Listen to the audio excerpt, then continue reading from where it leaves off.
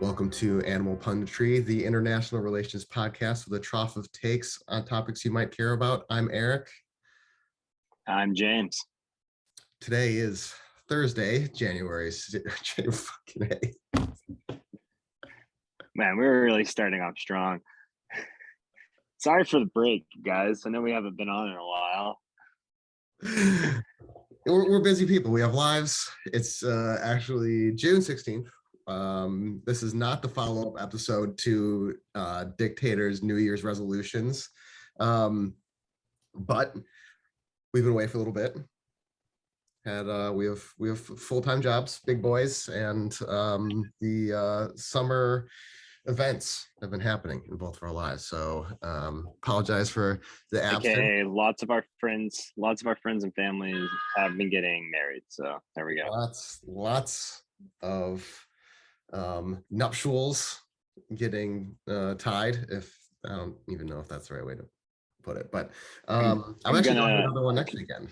So just keep racking up those miles, baby. Tis the season. Fortunately, this one's just right down the road, so we don't have to go very far. I'm going to apologize in advance, real quick, to our listeners for the. This is my first one doing it in New York, so you just heard a nice little honk there. It's the New York greeting. I'm sure there will be more. Every honk is an endorsement of the show. So we've already got one. That's our listeners saying hi. So it's a good thing. Off to a great start.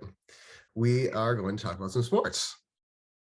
In the international news, the drama of the week has been the Live Golf Tour, which is a Saudi-funded golf tournament. I believe it's going to be 8 courses that they're going to go to, and they're like trying to make it more fun in ways that are weird, like there are team captains and different types of competitions, and maybe it's fun, but it's interesting because it's funded by people who I don't think I've ever seen anyone from the Gulf Peninsula that has been pro.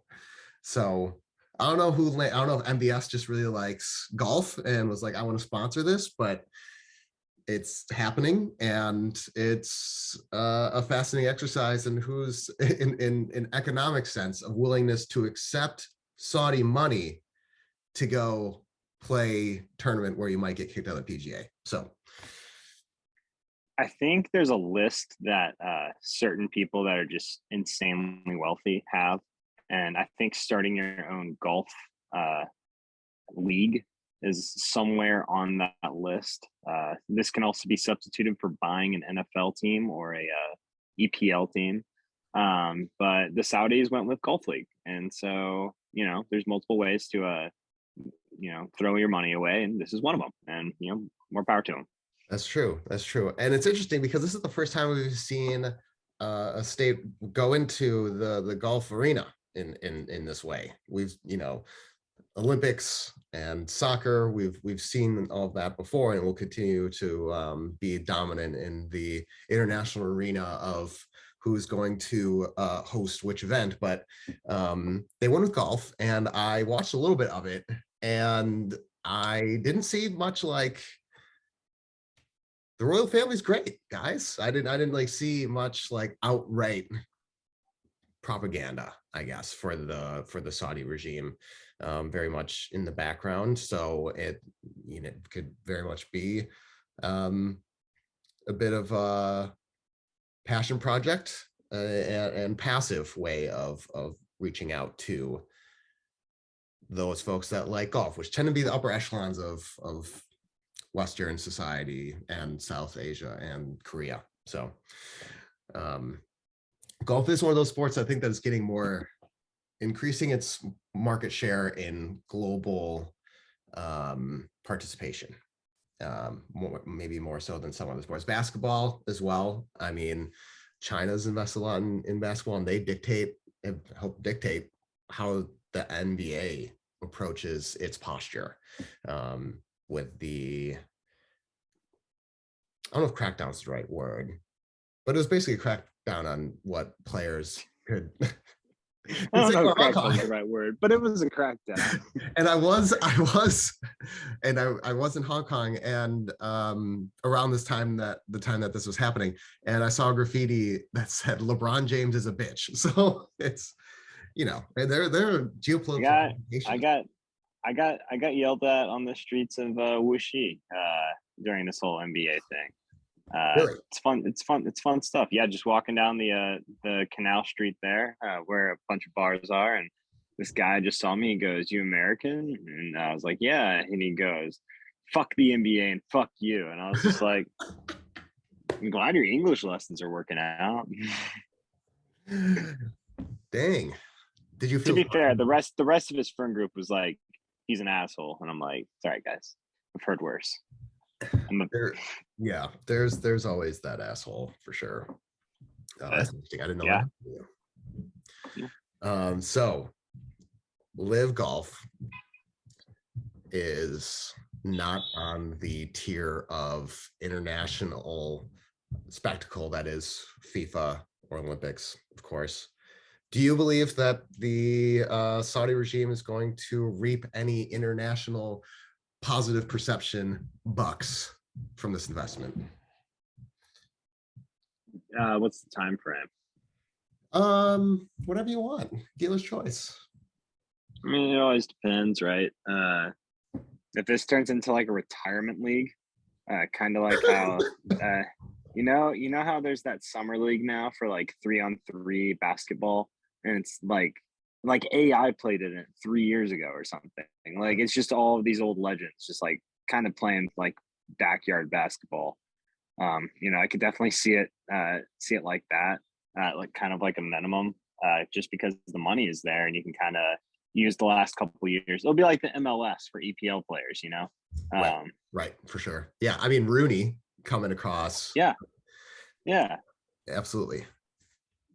yeah, exactly. So, but like, I wouldn't look in terms of like overall like geopolitics or something. I don't subscribe to it's going to have like that big of an influence. I only say that because even the biggest leagues in the world are kind of limited in like how much they can actually do and stuff, right? I mean, they can draw attention to things, and that's pretty much it. And those tools kind of go both ways. So, yeah, I mean, people will watch it more and hear Saudi Arabia's name a bit more. I don't know. What do you think?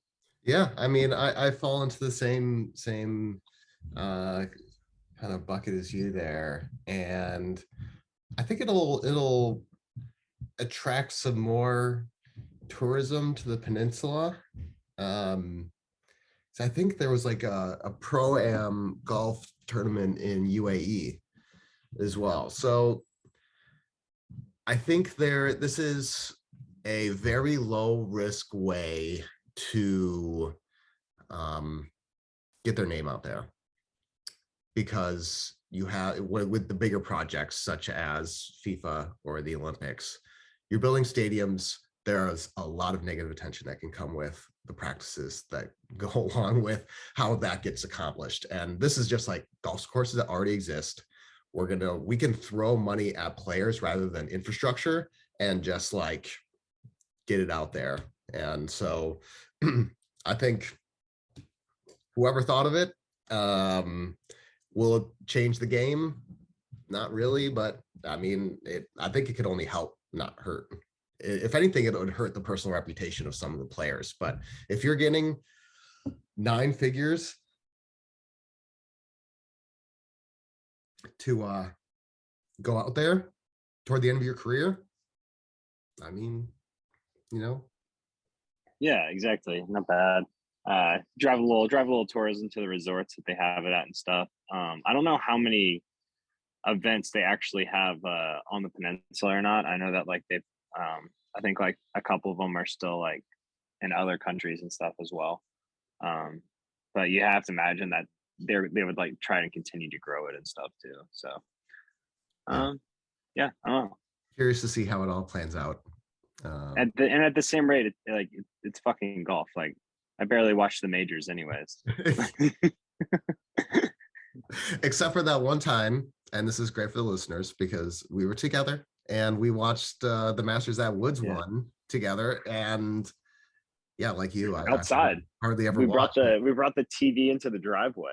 It was TV in the fantastic. driveway, just a little. It was a beautiful day in Maine. Little grad school darty, and watch some sports history unfold, which is always nice, no matter which sport it is. Loved it. So that was cool.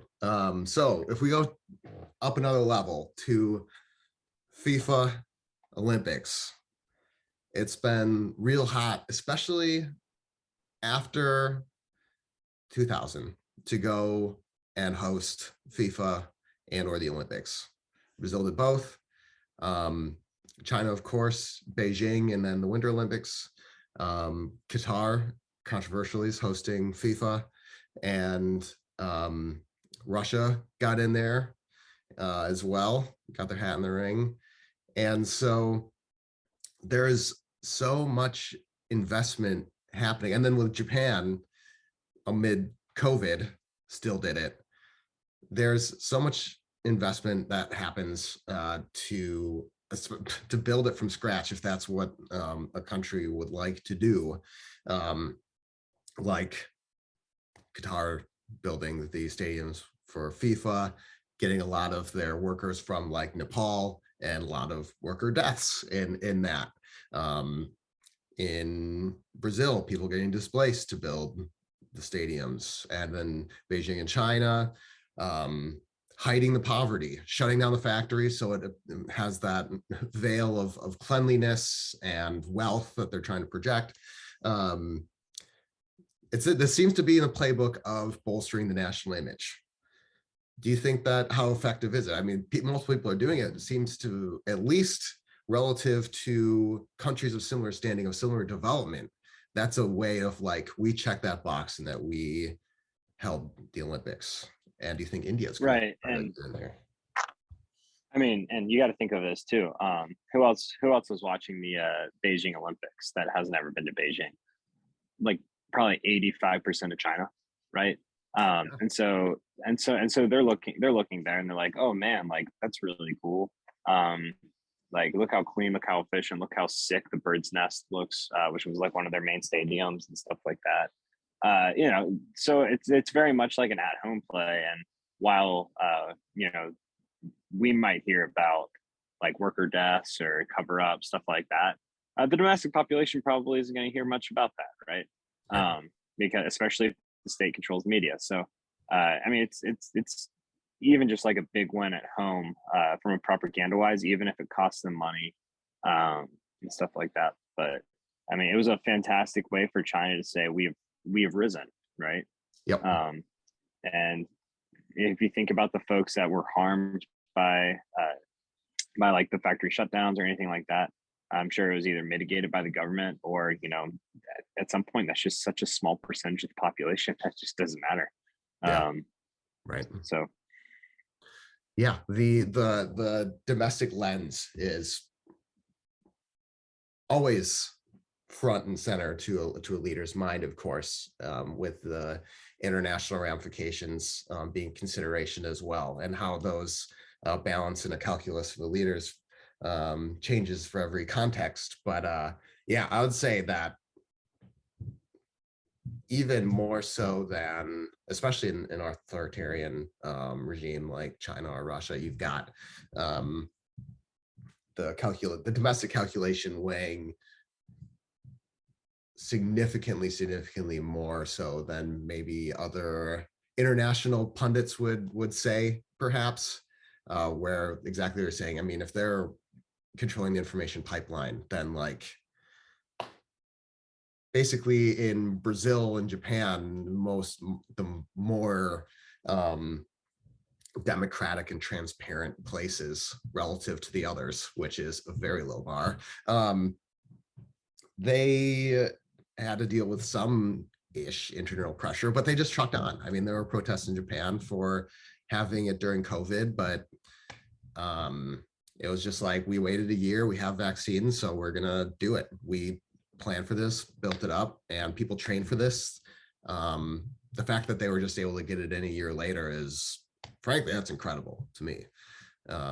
Good or bad is to each their own, but yeah, it was to be selfish. It was also just like to have something that people talked about that wasn't really fucking tragic, and excited about, and people doing incredible things was just good for the global morale, which said is selfish because COVID was spreading, but Yeah, but I don't know about you. I like it when I like it much more when the whole world's not on the same team. It's just more interesting, right? Like, yeah, cool, COVID, like we all come together and stuff. Yeah, but that makes for fucking like boring watching. Like I want Russia and the US to go head to head for the medals. Like same thing with like US and China and shit. I want you know, I like that's what folks want to see, you know. yeah. And so maybe we'll get that. You know, maybe we'll get that in the World Cup. I can't remember who the US's group is in, but I always love it. Ukraine is gonna be playing in there too. I think they made it through the qualifying rounds. Another good one is always like if Scotland plays any of the other UK teams. Fantastic. Right. Like Yeah. I like it when countries hate each other and then they have to go play a sport. Like that's why I like the Olympics and the World Cup. Fuck bringing the world together. In that sense. You heard it here first. Nope, we're taking this out of context. James loves conflict first and foremost, and peace can go suck it, is what I heard, and that's what everyone's going to take home and spread to all their friends. Yeah, I mean that the spirited competition among rivals is a nice outlet of competition. I guess, I mean, that falls into the realm of soft power competition in the most public view and public interest. Like no one really cares that much about like who outbids who for what, you know, project, or like who attracts the most like university students, like whatever. People will always tune into, I mean, I'm going to Google right now how many people watch like cricket matches between India and Pakistan, and you're going to give a guess. It's a new segment on the show. Guess how many people tune in to major sporting events. I'm going to guess live. Do you have a live number? Yeah, I do. All right. I'm going to guess 175 million. All right. So on the India-Pakistan cricket rivalry Wikipedia page, with over 800,000 applications for tickets for the 2019 Cricket World Cup meeting between the two sides, the television transmission of the match was watched by 273 million people. Yeah. Think if 273 million people went to war between the two countries. I'd rather have them. Wouldn't be enough room on the battlefield. No, there would not. No, there would not. Yeah, and it's interesting. So like the next Olympics is going to be in northern Italy, where they already have like all the facilities built, like a bunch of losers. I thought it was in Paris. Oh, next 2024. Next Winter Olympics is in Italy. So they already have the facility. Eric, no one cares about the Winter Olympics except for hockey. Care about the Winter Olympics. Do you know how much curling? You're nobody, Eric. Probably too much. I mean, yeah, a little bit. And short track speed skating, are you kidding me? It's awesome. It's the best. But there are some bad calls made this year. But sometimes I'm very happy that I didn't grow up in the Midwest, and hearing you talk about that makes me very happy that I didn't grow up in the Midwest. Oh, I mean, have you ever been? Don't knock it till you try it. I'm going to bring you to a Badger football game, and you're going to have a great time because it's impossible not to. We're going to pay some freshmen like $100. They'll probably want like $200. Now, with inflation, that's going to be like $230. So we'll pay them like $230 to just vacate the premises for the day, and then we'll have a group of people and we'll have ourselves a little time right by Camp Randall. It'll be glorious. And then we'll be in the student section, get maybe puked on, but that's okay. And then we'll jump around and then see what the score is, because sometimes like you're a little too sober and we're blowing them out. And so then you leave after the third quarter or after the jump around. But if it's a good game, you kind of have to plan your beer consumption level so that you're able to sustain throughout. Mm-hmm. That's not as much topical for this podcast. So I don't have much else to say about internet, about sports and their role in geopolitical dynamics. All I'm going to say is I was on a train coming back from Shanghai one time, and I looked over, and there's like a lot of Russians that take this train because it extends from like, there's one that goes from Hong Kong straight up to the peninsula, and I think Vladivostok is like the terminal or whatever for it. But I looked over, and this Russian dude is watching. It's pretty much like, you know how like the US has the Miracle, like 1980 Lake Placid movie Miracle by Disney. This was the Russian version for when they beat us in basketball. And without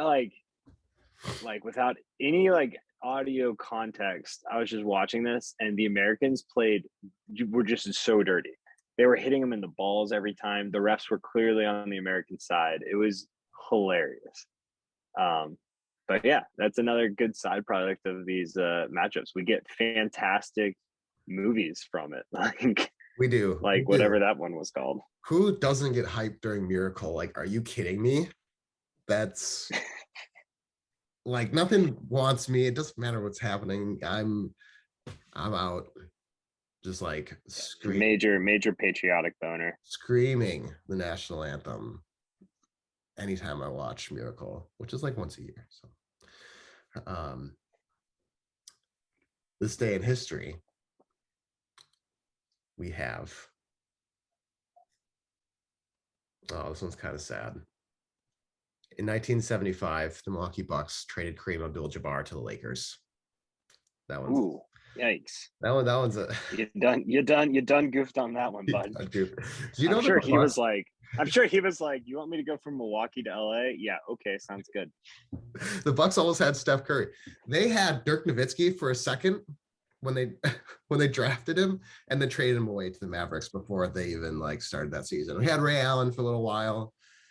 How we managed to win a championship, and by we I mean the Milwaukee Bucks, how we won that is astounding to me. Wisconsin sports are supposed to get close and then lose. Like, that's what we do. That's our lane. But Giannis is like, I'm going to stick around and be loyal to the team. And then we win. So that was nice. I will say, I'm not going to expect anything like that to happen ever again. But I'll always get my hopes up. I'll only be let down. Well, I would like to thank this week's sponsor. Oh, hold on. Remember, new segment alert.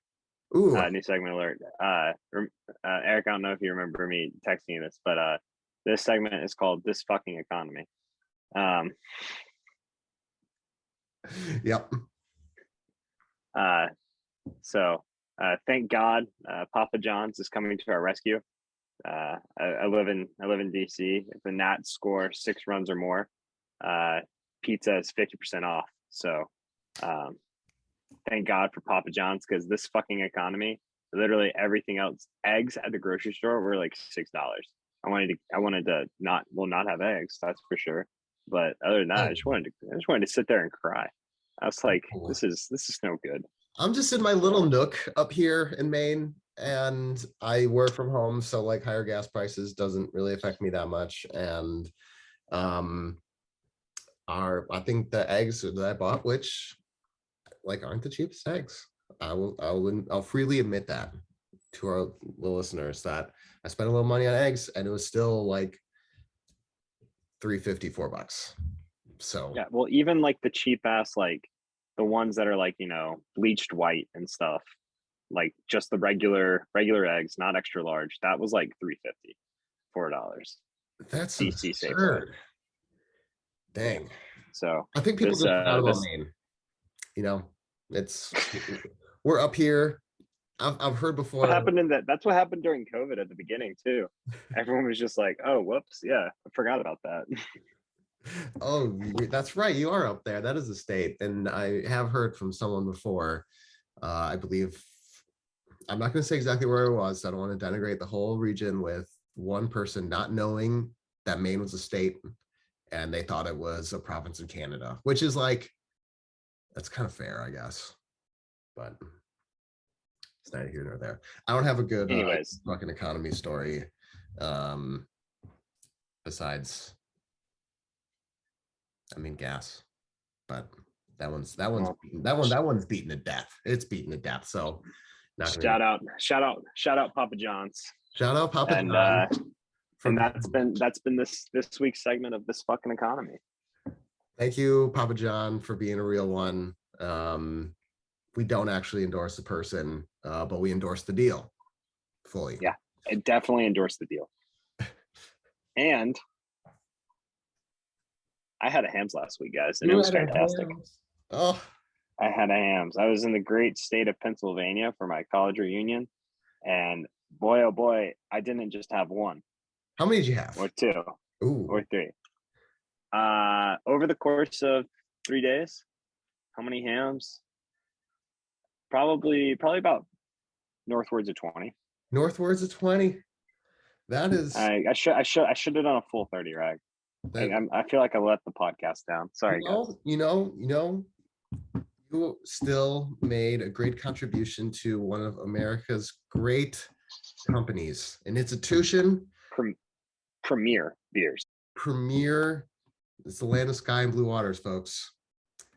They make the best deal of a beer. Speaking of this economy, you want to buy a beer, but you don't want to spend too much, but you still want some flavor. You want some good flavor. You see an entire beer wall, and you're not sure which one to pick. If Hams is there, it's the easy choice. Back in the old Wisconsin, back in the day, I guess it was 10 years ago now, but you get a 30 rack for $12, and you're not upset about what you're drinking. There is no other beer that comes even close to that price point where you are even remotely satisfied. You know when like you're on your feet all day, like maybe like when you were a kid and you were like working outside or something, or you had like 2 baseball games and a soccer game all in one day or something like that, and you finally get home and you take a shower and you prop your feet up on the couch and you can just kind of feel the pressure lifted off of your feet. Mm-hmm. Every sip of Hams is like that feeling. It just lifts all of the stress just out of your body, and you're just sitting there like, this is awesome. This is amazing. It's like a kiss from your mother. There's nothing else that needs to be said about it. Thank you all for tuning in. That's the cherry on top. Have a little Hams, celebrate summer, and we'll be back sooner than we were this time. Have a good weekend.